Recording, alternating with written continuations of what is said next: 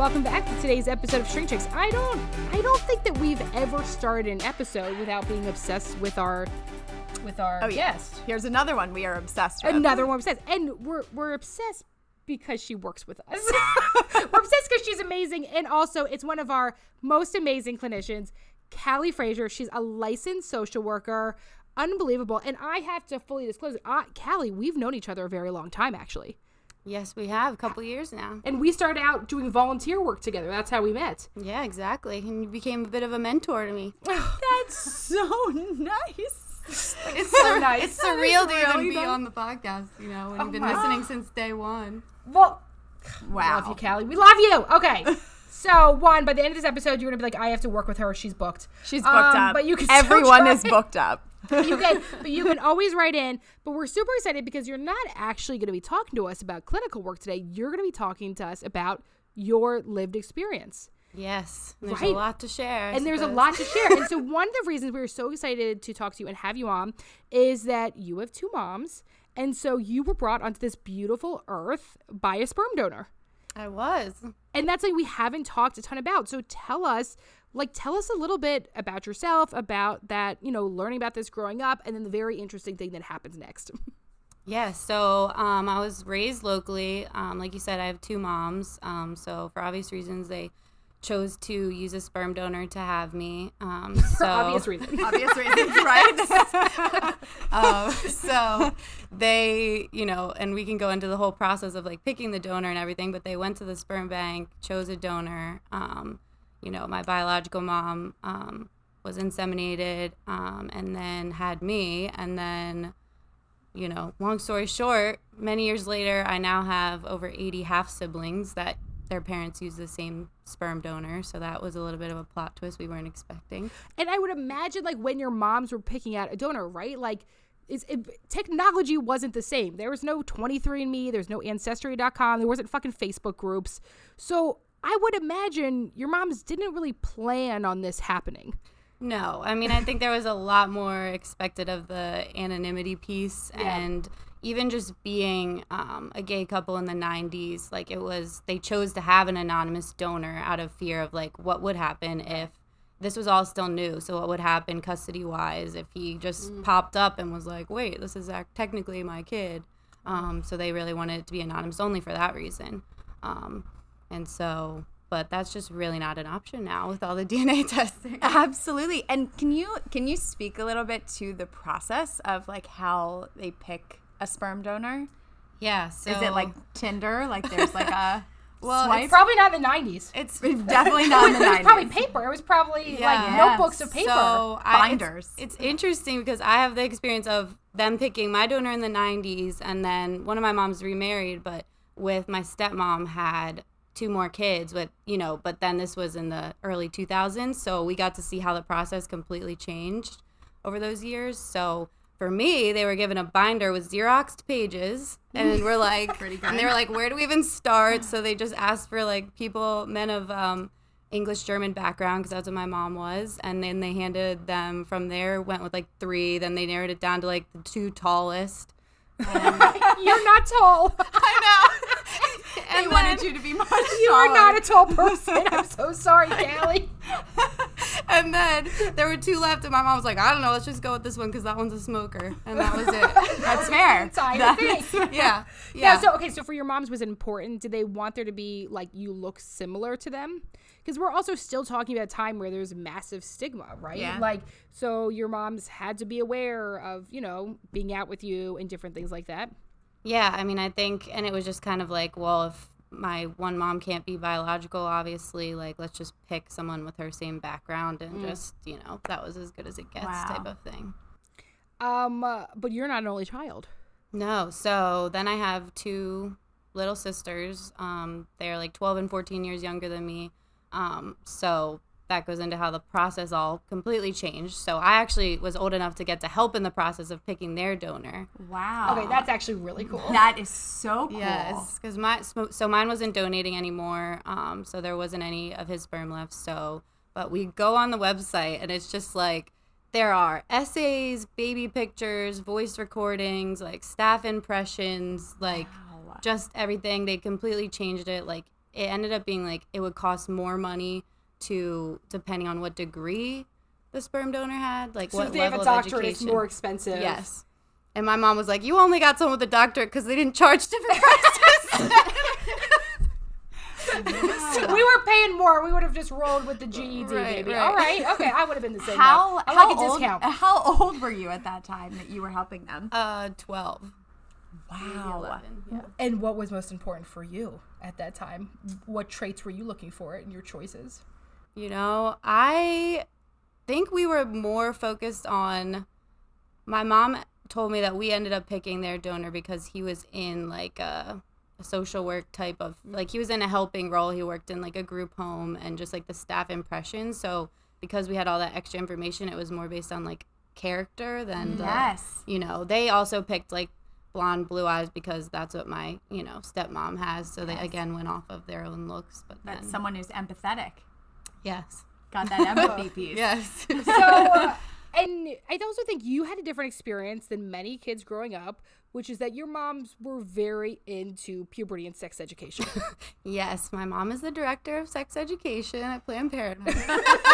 So that's a very different experience, right? Where some other people were maybe not aware that they were created from a sperm donor or didn't have a ton of education. I mean, we just actually in our episode a few weeks ago with Dr. Kristen Mark, we talked about the massive lack of sex education. You didn't have that experience growing up. No, I was like helping my mom like organize her condom bowls and things like that pretty young. Like, Would you what shape would you organize them into? who knows? Like a flower.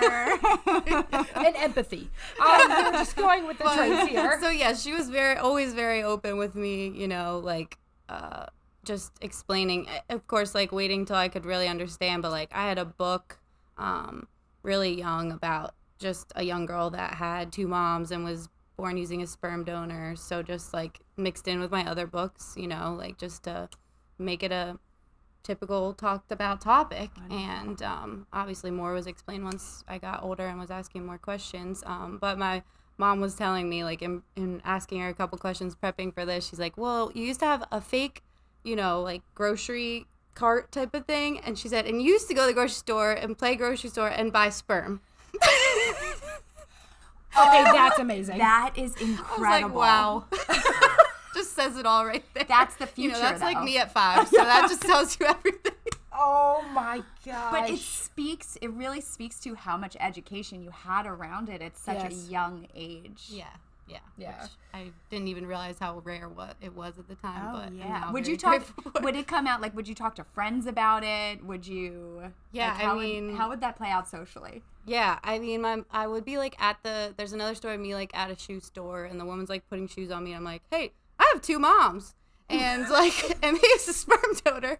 And I'd be like on the playground. She said like, you know, kids would run up to her and be like, well, and my mom be sitting there like, well, where is her dad? Did her dad die? And then she'd have to explain to these kids. And I'm like, you know, so I think I ended up teaching a lot of my younger friends some things. Yes. You were educating them. Yes. Yeah. Passing Their the parents were like, education. At least oh, it was good education. Absolutely. She could have been given some really bad information. Right, and right? that's usually how you learn about things is you get Like bad information. the kid or on the bus. information that you Yeah. don't understand. It was like, right? do you know when you have your period, you die? Like, Right. that's right. Like that kid on the bus who says some shit like that. But, Right. okay, so as you get older, though, we start to wonder different things, right? Where am I from?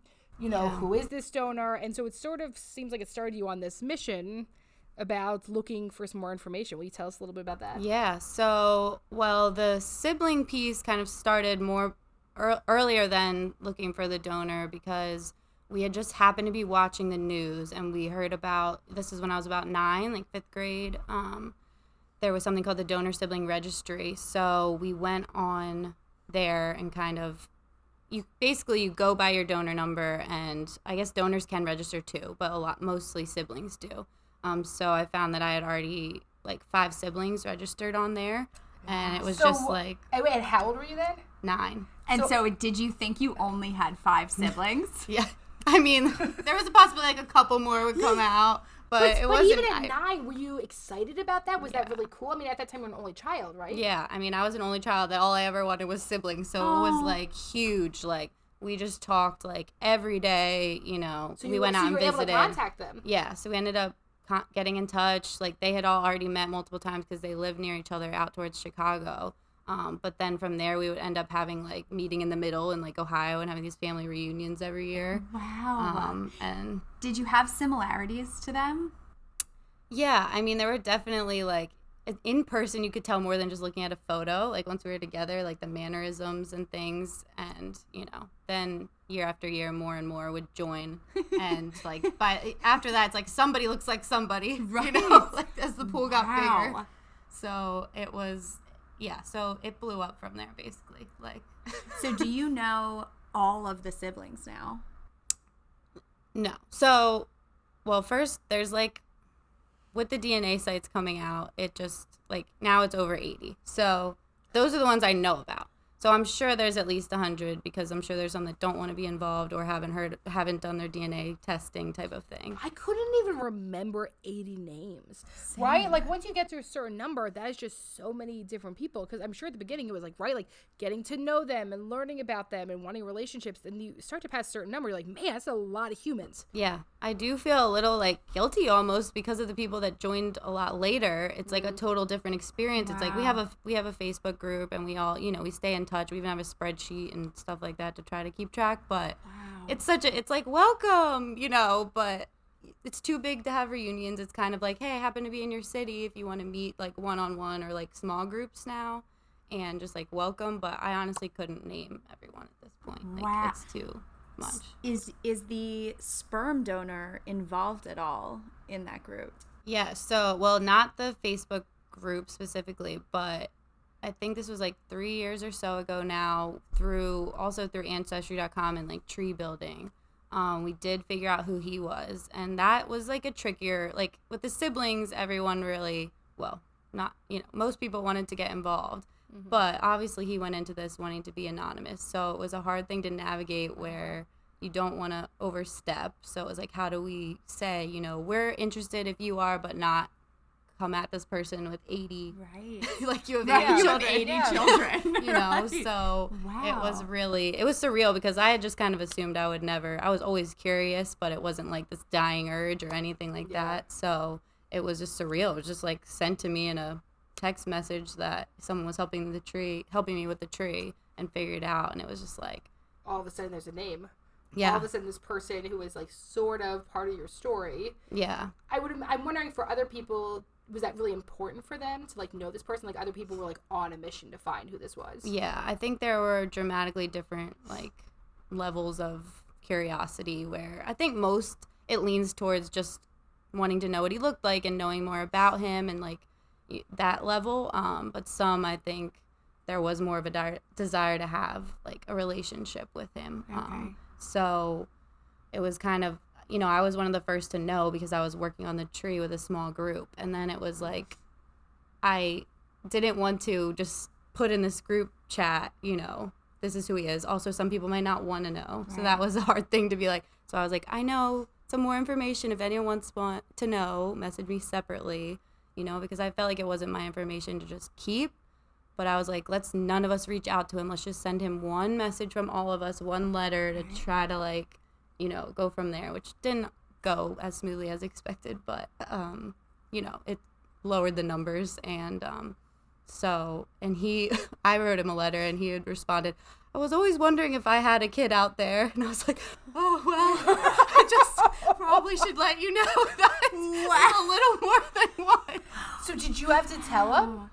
Yeah. So, I mean, and he, like, I'm just so... It's just also, what age was this really happening at? For me, I was probably 23-ish. That's still young, though, to all of a sudden have all of these different relationships to navigate. Yeah. Right? Yeah. Because you're one of the first people, there's like almost this additional responsibility that got put on you. Yeah. I felt like I wanted to do it right and do it in a fair way for him, which, you know, there's all different opinions about that. There's no perfect way. Right. But we've just been really lucky about how well he's received it. He really, and I was like, how do I know how much they check these profiles? Like, I didn't know what was even accurate. So to even just find out that he really like matched what information we had gotten and was like this great person. Obviously, I'm judging off of Facebook and things, so you don't really know, but just based on like his volunteer work and his career and how well he received us, I was like, oh my God, we're lucky here. And he was like very open to having conversations with everyone. So you're talking about him with a lot of respect and honoring, right? And neutrality in a lot of ways. Were other people, did they not have the same experience? Did other people? I think everyone overall was just really impressed with him. Obviously, some like wanted more quicker. Yeah. Like he's actually moved to Europe many years ago, and some flew out to meet him, and he was okay with that. And like so, there was a lot more like. Wow. It was a big deal for some, you know. Mm-hmm. So you were kind of heading this a little bit. Yeah, I didn't really plan that. Just like, okay, and with knowing you for so long, that is like so out of your comfort zone. All of a sudden, you're like in charge of this. Like, that's not really your role in groups. No. No. Well, Emily, not with groups that you're running to. I'm like, she's got this. Like, I'm good. It's true. She never shuts the fuck up, this one. But like this part of like all of a sudden there's this responsibility, and also like for as long as I've known you, you're like a very ethical and moral person, and so to have the complexity of like people's desires, but also trying to be very ethical about it when there's no black or white situation here, right? Yeah. Like there's no book about this, there's no ethics around this. It's figuring out what is best. What was that like for you to feel like you were kind of at the forefront of this, contacting him? Well, it felt like, selfishly, it also felt like special because I was like, okay, I'm one of the first few to like know this information. Like, let me just like hold on to it for 6 hours before I tell everyone. Like, let me just know, because you're sharing this figure with like so many people, you know, so there's not a lot of like personal connection there. When I did decide to tell the big group, there were a few people that had said like, oh yeah, we already like figured it out on our own.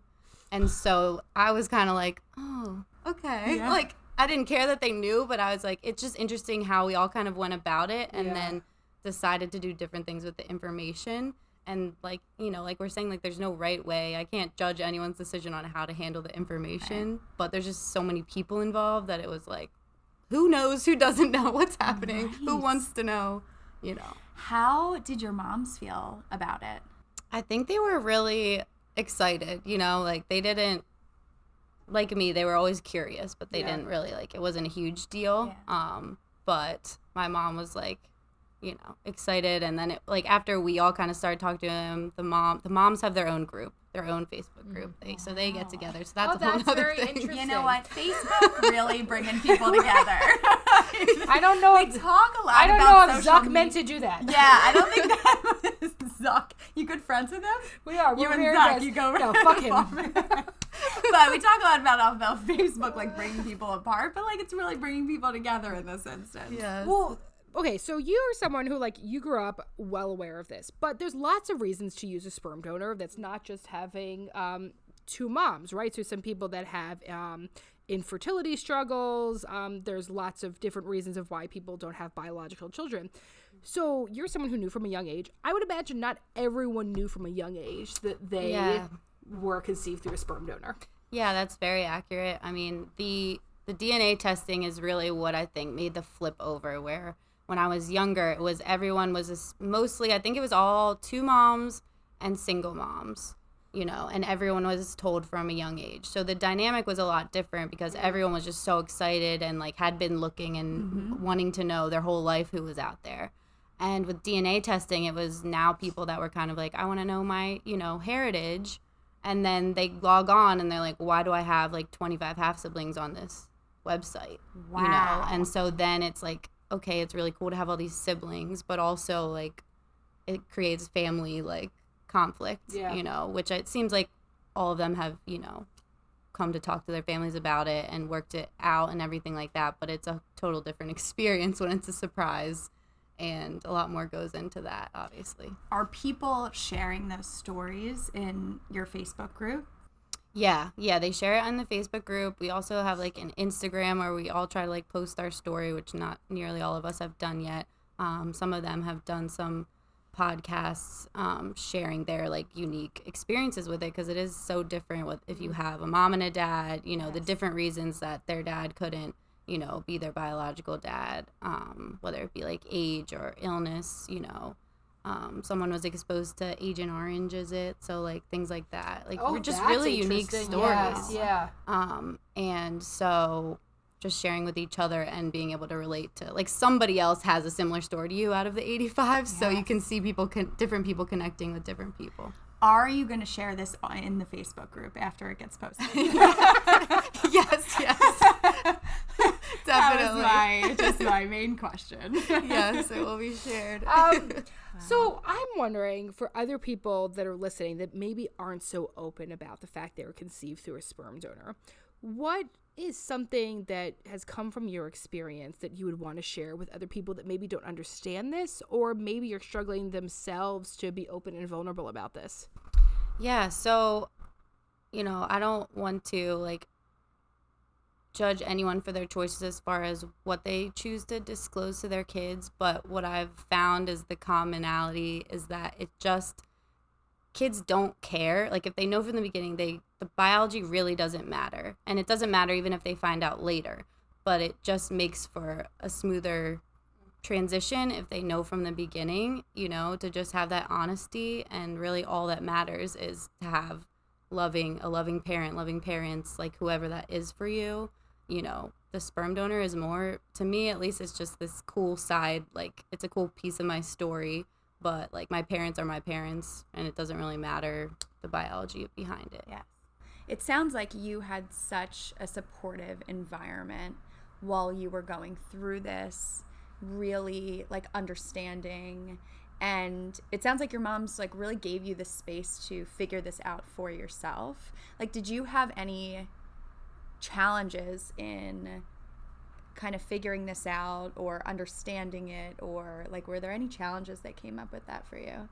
I would say the challenges more came from having two moms, and just I was going to say like the stigma at that time, but it really hasn't been a different experience for my younger sisters either, of just like, there are always, so many people have been amazing, but there are always like a few kids growing up, they're like, we can't come to your house, we can't go to these things, like just not, you know, and just kind of fielding the questions from kids, like, well, what does this mean? You know, like there was always just, who do I feel comfortable telling? Yes. Like by high school, I was like, whatever, fuck it. I'm like, whoever cares, then I'm not going to be their friend. But, you know, middle school is a different story where you're like, oh, you know, you're trying to keep the secret. So horrible. Everything is so, you could not pay me $30 trillion to go back to middle school again. Kids are mean. Holy shit. So right? mean. Like, you should actually get a Medal of Honor when you survived middle school. 100%. But it's a depressing time. And, like, part of this also goes to, like, the heteronormativity of everything, right? So, like, now we have shows like Modern Family and, like, different, the Fosters and, like, different things where you're seeing same-sex couples. But growing up, did you have any of that on television? No, right? Can any of you think of? No. I can't think of anything. I can't think of anything. Right through the 90s, it was like when Ellen came out and then was fucking fired. Right. Yeah. And honestly, like, even the sperm donor selection process was very not set up for lesbian couples, because the I guess it would be like the fertility doctor was like, so, but who are the father figures that are going to be in this child's life? Like, what men are still going to be involved here in the role? Because, like, you need a strong father figure and a female figure. And they're like, so the postman. She has grandpas. I don't know. The postman. So even at the sperm bank, they weren't able to have this conversation. Yeah. And people always, like, growing up there was like, well, who's, like, the mom and who's like the dad, you know, like they were looking for the gender roles. Still say that. I think they do too. To gay couples, right? Yeah. And now also like people are like, well, who's the top and who's the bottom? Like people are very obsessed with there being like one or the other, right? And I think it's interesting. Friends of mine who used a sperm donor just 2 years ago, when they went in, like someone was said like, oh, like is like this your sister? And they're like, no, literally the reason I'm here to get sperm is because this is not my sister. Wow. Right? You know what I mean? So, like, even this day and age, there's still, like, that default. heterosexual heteronormativity idea that like that's just how it is. And I think we often, especially like when you're in it, like you don't think about that, right? Like often to kids, like, oh, Mother's Day, Father's Day, all these different things. But also a lot of kids don't have mothers and fathers. A lot of kids have aunts or grandparents or different adults in their life.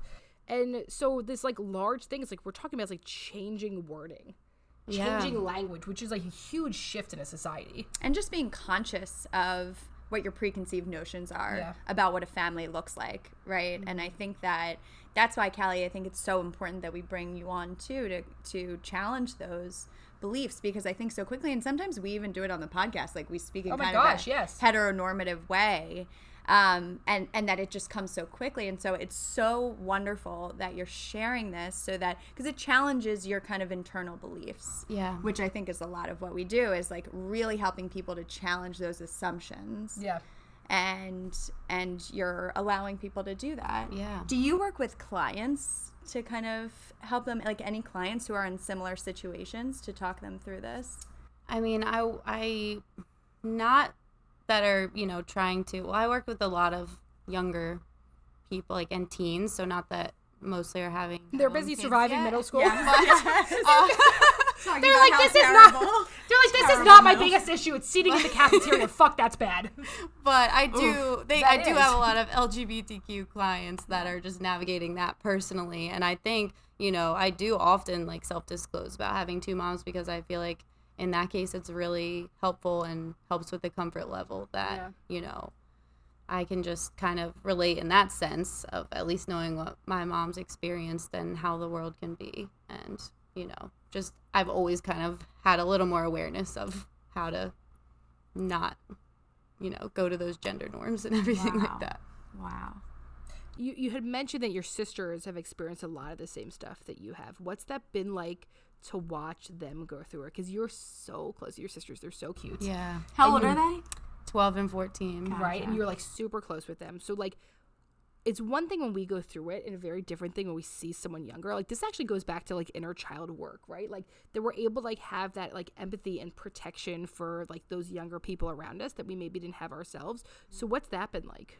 Yeah, I mean, for one, it's just kind of like, really, this is still happening. Right. You know, you would hope, like, yes, we've made some progress, but you would hope that we would get to a point where they don't need to be worried about kids not wanting to come play at the house. So it's just frustrating. But, you know, to be honest, they just impress me. Like, they're very relaxed. They're kind of like, whoa.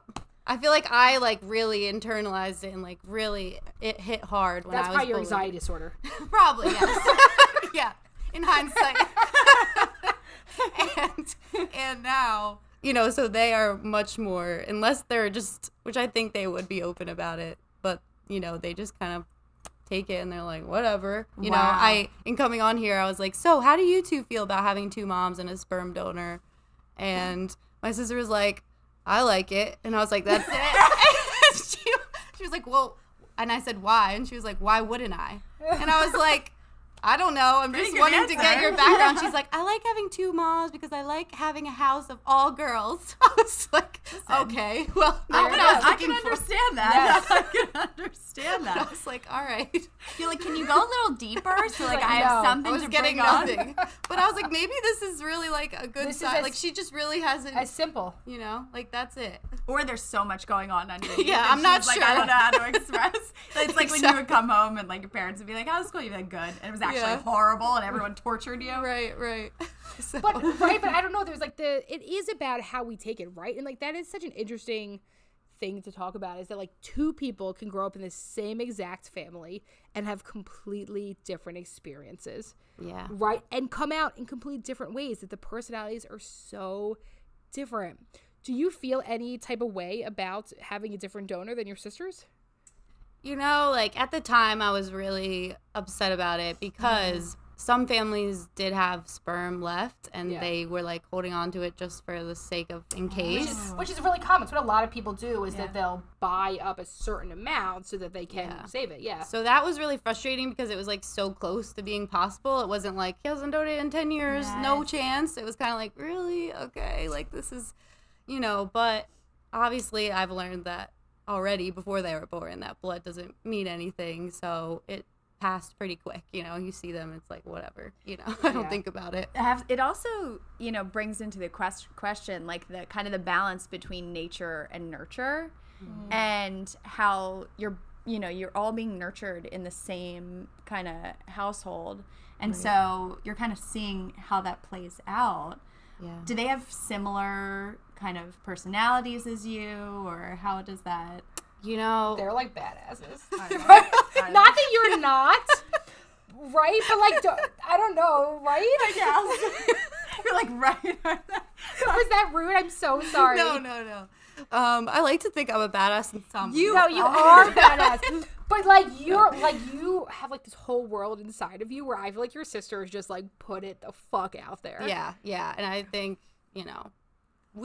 I did have a separate, because of the age difference and then my parents' separation, that we did kind of in some ways grow up in separate households where I went back and forth to the one they're raised at sometimes, but I think that definitely impacted our personalities. Gotcha. But they are actually so different than each other. They're complete opposites, which is hilarious because everyone thinks they're twins because they like the younger one's a little bit taller even, and it just throws people off. And people usually think I'm their mom when I take them out. So it's like this whole like nobody knows. Like they see our family and they're like, because my mom and stepmom also have a huge age gap. So we have like everything going on where they're like, this is grandma, this is, sisters, this is the mom. We're like, whatever. Do not make assumptions. You will be wrong. Yeah.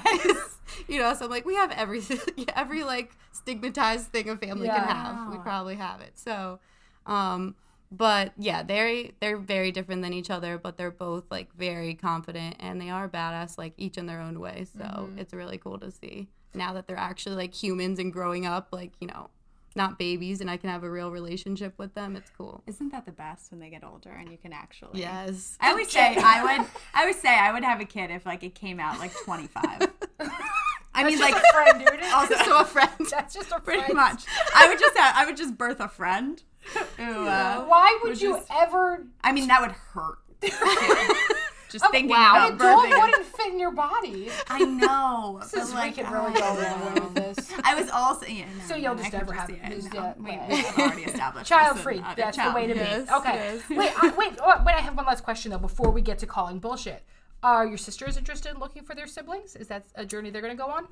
So weirdly, like they really haven't had a lot of, because we know that they have a few siblings. They are actually never going to have as much as me, only because their donor was like removed because of some, I think it was spina bifida kept happening, which they were lucky and didn't have that, but, so they pulled it quick. Yes. But they really haven't been they're like, I don't really care. Like maybe that'll change, which is funny because I remember coming home and like Googling like the most random, like, I had, like, no information. So it was just, like, it was like he was on a rowing team, and I knew where one of the sperm banks was, and I was just like, rowing teams at this university at this year. You're like a detective. Yeah, and, like, it went nowhere, because middle school me thought, like, this is the day. Right. Like, I'm just going to come across this picture that looks just like me. But also, like, not enough was on the internet. I was just going to say that. Like, nothing was on the internet. Enough Ask Jeeves. Ask Jeeves. Like, right? Remember That was a good yes. Yeah. Or you could ask that, I'm sorry, you could ask that, like, aimbot. Remember that? Yes. Do you remember that? You could ask, like, the aimbot question. Yes. Or you could ask Clippy how to open up an Excel sheet. Those were all of our internet friends. Wait, what was his name? Yeah. Clippy, when you opened up, like, the nice. Yeah, the paperclip. Was he? So these were the tools I was working with. So I can't believe I didn't get anywhere. Are you a detective now? Right? Like, do you feel like you can figure it out? It's funny. I started out going to school to be like, I was like criminology psych major. I was like, I want to be like an FBI agent. Oh my God. It's not too late for you. Yeah. But I'm very happy now, which is funny. I can see how a lot of my siblings, after this episode. A lot of my siblings ended up in similar fields. That's the weirdest, like, that is so nature type thing. Wow. Like, helping careers of, like, social science teaching. And he's kind of in that, right? Yeah, he's in, like, he's a professor, yeah. Wow. All right, wait. We got to do calling bullshit. Let's do it. Callie, once again, here's our guest question. We want to hear, call out some bullshit. So, I think, it's simple, but the biggest one is just that a family has to look any particular way to be a healthy, family and raise, good people.